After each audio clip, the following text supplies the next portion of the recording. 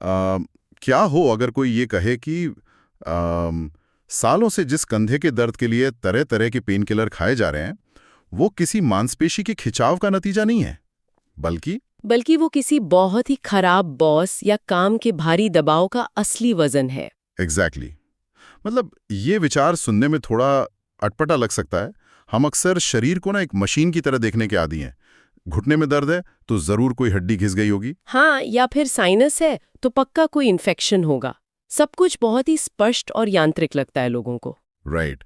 और आज की इस गहन चर्चा का केंद्र बिंदु यही संवाद है। हम डॉक्टर पी कुमार और साइकोलस होम्योपैथिक टीम के विस्तृत अध्ययनों और क्लिनिकल नोट्स का विश्लेषण कर रहे हैं। हम्म। और इस चर्चा का मिशन ये समझना है कि शरीर में होने वाला दर्द हमेशा किसी शारीरिक खराबी का परिणाम नहीं होता, बल्कि ये दबी हुई भावनाओं, अनकहे तनावों और मनोवैज्ञानिक संघर्षों का सीधा प्रकटीकरण हो सकता है। बिल्कुल। और शुरुआत में ये विचार थोड़ा अमूर्त लग सकता है, लेकिन देखिए डॉक्टर कुमार के नोट्स जिस दिशा में इशारा करते हैं वो आधुनिक साइको न्यूरो इम्यूनोलॉजी के काफी करीब हैं। ये साइको न्यूरो मतलब मन और शरीर का कनेक्शन। हाँ, बेसिकली कैसे हमारा मन, हमारा स्नायु तंत्र और हमारी रोग प्रतिरोधक क्षमता एक साथ मिलकर काम करते हैं। इन नोट्स के अनुसार दर्द कोई दुश्मन नहीं है जिसे तुरंत मार गिराना है। दर्द प्रकृति द्वारा गढ़ा गया एक बहुत ही परिष्कृत रक्षक तंत्र है। यहाँ मुझे थोड़ी आपत्ति है। अगर दर्द एक रक्षक है, एक दोस्त है, तो वो इतना कष्टदायक क्यों होता है? मतलब कोई भी इंसान जो माइग्रेन या साइटिका के दर्द से तड़प रहा है, वो इसे दोस्त तो बिल्कुल नहीं मानेगा। हाँ, वो मैं समझ रही हूँ, लेकिन कष्टदायक होना ही उसकी पूरी कार्यप्रणाली का आधार है। इसे इवोल्यूशन के नजरिए से समझना होगा। अच्छा।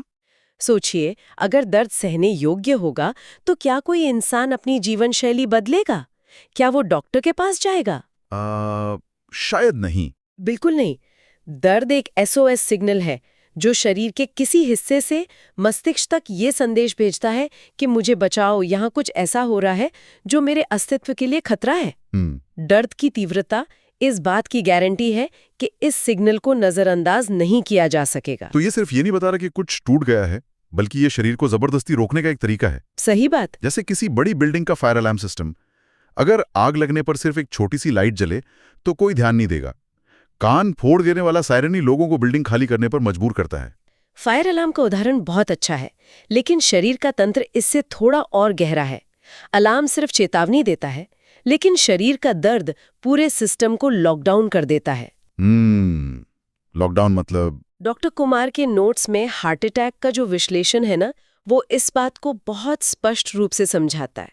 जब सीने में भयानक दर्द के साथ हार्ट अटैक आता है तो मनोवैज्ञानिक और जैविक रूप से इसका मतलब ये है कि उस व्यक्ति के भीतर अभी भी जीवन रक्षा की मजबूत प्रवृत्ति बाकी है। अरे वाह। हाँ, उसका स्नायु तंत्र पूरी ताकत से चीख रहा है ताकि उस इंसान की जान बचाई जा सके। तो इसी तर्क के आधार पर बिना दर्द वाले हार्ट अटैक्स, जिन्हें हम साइलेंट हार्ट अटैक कहते हैं, उन्हें ज्यादा खतरनाक माना जाता है। एग्जैक्टली। साइलेंट हार्ट अटैक में मृत्यु दर अधिक होने का एक बड़ा कारण यही है कि शरीर का वो अलार्म सिस्टम ट्रिगर ही नहीं होता। इसका मतलब ये निकाला जा सकता है कि शरीर का वो रक्षा तंत्र या जीवन से जुड़े रहने का जो जैविक संघर्ष है वो कहीं ना कहीं शिथिल पड़ गया है। शरीर ने लड़ना छोड़ दिया है। यार, ये एक बहुत ही डरावना विचार है कि शरीर का लड़ना छोड़ देना दर्द ना होने से ज्यादा खतरनाक है। बिल्कुल। लेकिन चलिए उस तंत्र की बात करते हैं जो इस पूरे सिस्टम को चलाता है। अगर दर्द एक अलार्म है तो हमारी भावनाएं उस अलार्म को कैसे ट्रिगर करती हैं? मतलब एक विचार या एक दबी हुई भावना भौतिक शरीर में बदलाव कैसे ला सकती है? इसके पीछे का तंत्र बहुत ही तार्किक है। देखिए, जब कोई इंसान अपनी भावनाओं को लगातार दबाता है, चाहे वो गुस्सा हो, डर हो या दुख हो, तो वो ऊर्जा कहीं गायब नहीं होती। राइट। तनाव की स्थिति में मस्तिष्क लगातार कॉर्टिसोल और एड्रेनालाइन जैसे हार्मोन छोड़ता है। जब ये क्रॉनिक बन जाता है तो ये रसायन शरीर के विशिष्ट अंगों में रक्त संचार और मांसपेशियों के तनाव को बदल देते हैं। और दिलचस्प बात यह है कि मस्तिष्क तनाव के प्रकार के आधार पर शरीर के अलग अलग हिस्सों को इसके लिए चुनता है। और यहीं पर मुझे डॉक्टर कुमार के नोट्स का वो हिस्सा सबसे ज्यादा विवादास्पद और साथ ही सबसे ज्यादा आकर्षक लगा। आप लेफ्ट और राइट साइड वाली बात कर रहे हैं ना? हाँ, नोट्स कहते हैं कि शरीर बाकायदा दायां और बायां हिस्सा तय करता है। जैसे साइनस की समस्या। नोट्स में लिखा है कि बायां साइनस परिवार या करीबी व्यक्ति से मिले दुख को दर्शाता है, जबकि दायां साइनस ऑफिस या काम के तनाव को। मतलब क्या शरीर के पास सच में घर और ऑफिस का अलग-अलग नक्शा या जीपीएस है? हाँ, ये सुनने में थोड़ा स्यूडो साइंस जैसा लगता है। बिल्कुल लगता है। ये संदेह बहुत स्वाभाविक है। कोई भी तार्किक दिमाग यही सोचेगा कि नाक के दोनों तरफ की नलियों को कैसे पता कि तनाव बॉस दे रहा है या रिश्तेदार। एग्जैक्टली। लेकिन अगर न्यूरोलॉजी के नजरिए से देखें तो हमारा मस्तिष्क 2 गोलार्धों में बटा हुआ है। हेमिस्फीयर्स। हाँ, बायां मस्तिष्क तर्क, भारी दुनिया, करियर और सत्ता से जुड़ी चीजों को प्रोसेस करता है। और चूंकि हमारा नर्वस सिस्टम क्रॉसवायर्ड होता है, इसलिए बायां मस्तिष्क शरीर के दाएं हिस्से को नियंत्रित करता है। ओह, तो इसका मतलब है कि जब कोई व्यक्ति बाहरी दुनिया या अपने काम को लेकर अत्यधिक तनाव में होता है, तो उसका बायां मस्तिष्क ज्यादा सक्रिय बनता है। अरे वाह। और इसके विपरीत दायां मस्तिष्क हमारी भावनाओं, रचनात्मकता और हमारे निजी रिश्तों को प्रोसेस करता है, जो शरीर के बाएं हिस्से से जुड़ा है। हाँ, तो इसीलिए लेफ्ट साइड परिवार से जुड़ जाता है। हाँ, इसीलिए जब हजारों मरीजों के केस हिस्ट्री का अध्ययन किया जाता है, तो ये पैटर्न बार बार उभर कर आता है। राइट। जब कोई इंसान किसी करीबी रिश्ते में घुटन महसूस करता है लेकिन कुछ कह नहीं पाता, तो वो अनकहा दुख अक्सर बाएं साइनस में सूजन के रूप में प्रकट होता है। ये इत्तेफाक नहीं है, ये हमारी न्यूरोलॉजी की बनावट है। ये स्पष्टीकरण इसे पूरी तरह से एक नया आयाम देता है। मतलब ये शरीर का कोई जादुई नक्शा नहीं है, बल्कि मस्तिष्क की वायरिंग का सीधा परिणाम है। सही कहा। तो ये सिद्धांत कंधों के दर्द पर भी बहुत सटीक बैठता है। आम भाषा में भी कंधों का संबंध जिम्मेदारी से जोड़ा जाता है। तो क्या जब कोई इंसान सच में मानसिक रूप से बहुत ज्यादा बोझ महसूस करता है, तो मस्तिष्क कंधों की मांसपेशियों को कठोर कर देता है? जी हाँ, क्योंकि शरीर को लगता है कि उसे सच में कोई भौतिक वजन उठाना है।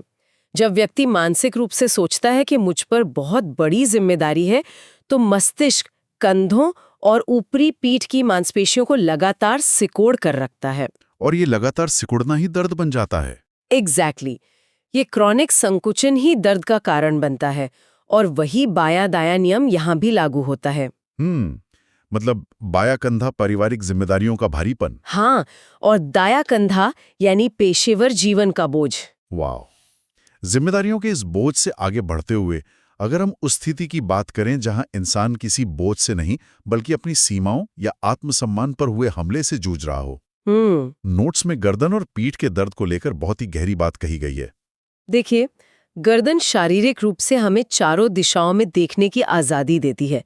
ये लचीलेपन का प्रतीक है। राइट। लेकिन जब किसी व्यक्ति के आत्मसम्मान को ठेस पहुंचती है या उसे लगता है कि उसे किसी ऐसी स्थिति के सामने झुकने पर मजबूर किया जा रहा है जहां वो झुकना नहीं चाहता, तो एक गहरा मनोवैज्ञानिक संघर्ष पैदा होता है। बिल्कुल। मन इस विचार पर कठोर हो जाता है कि मैं नहीं झुकूंगा। और ये मानसिक कठोरता शारीरिक जकड़न में बदल जाती है। सटीक। स्नायु तंत्र उस मानसिक बचाव को भौतिक रूप दे देता है।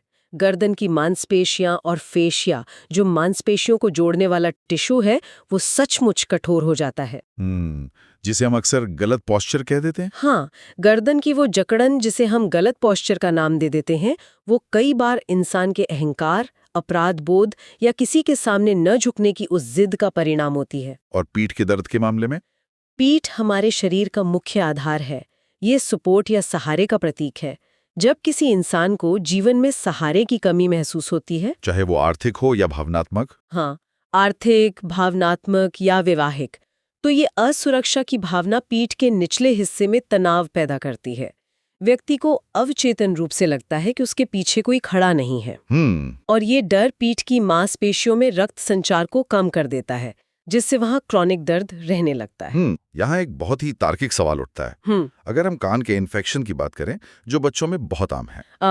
डॉक्टर कुमार के नोट्स कहते हैं कि बच्चों में कान का दर्द अक्सर लगातार आलोचना या डांट सुनने का परिणाम होता है। बायां कान माता-पिता के दबाव को और दायां कान बाहरी या शिक्षक के दबाव को दर्शाता है। बिल्कुल।